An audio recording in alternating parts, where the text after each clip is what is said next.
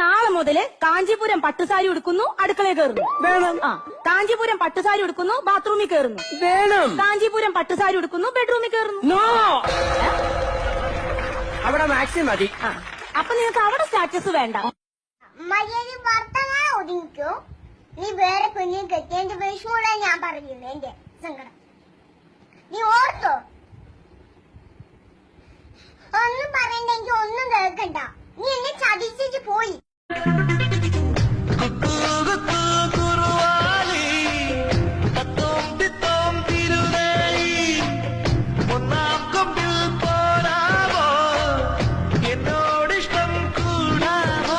Homework ഒന്നുമില്ല കഴിഞ്ഞു.